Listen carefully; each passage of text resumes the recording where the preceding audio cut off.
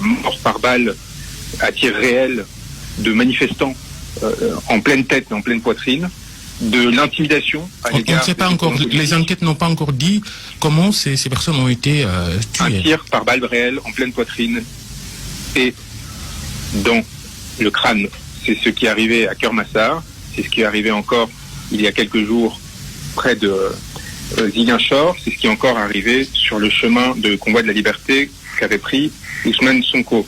Donc on est sur des situations où les seules personnes armées sur l'espace étaient des forces de l'ordre. Donc les choses sont très claires. Les choses sont très claires et l'absence d'ailleurs d'enquête depuis 3 ans sur les nombreuses morts par tir de balles réelles au Sénégal est particulièrement inquiétante. Mais aussi inquiétante, l'intimidation à l'égard des opposants politiques et la détention arbitraire de M. Sonko en ce moment est encore plus inquiétante, évidemment.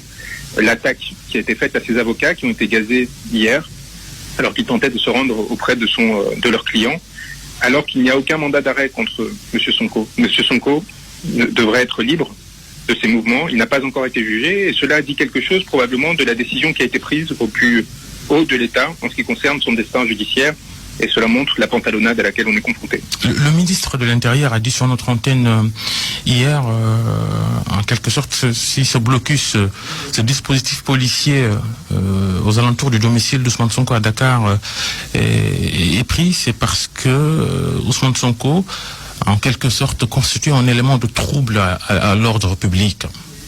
Monsieur le ministre de l'Intérieur n'a pas autorité pour ordonner des assassinats, n'a pas autorité pour ordonner des détentions arbitraires et n'a pas autorité pour utiliser les moyens de l'État pour ses fins personnelles et pour préserver son chef de l'État. Dans ces conditions, il est absolument scandaleux et inacceptable que les magistrats couvrent ces actes et n'interviennent pas pour rétablir l'équité et empêcher le ministre de l'Intérieur de s'approprier les moyens de l'État sénégalais pour atteindre aux intérêts d'un opposant politique. Et vous avez dit ce mardi sur les réseaux sociaux encore que le Sénégal s'achemine vers la guerre civile. Ce n'est pas un peu fort de café là? Je pense qu'on a tous vu les vidéos de nervis circulant dans les rues de Dakar avec des armes lourdes, tirant à balles réelles, circulant dans des véhicules non immatriculés, et la volonté de terroriser des populations qui essayent tout simplement d'obtenir un droit de représentation démocratique et le respect de la constitution sénégalaise.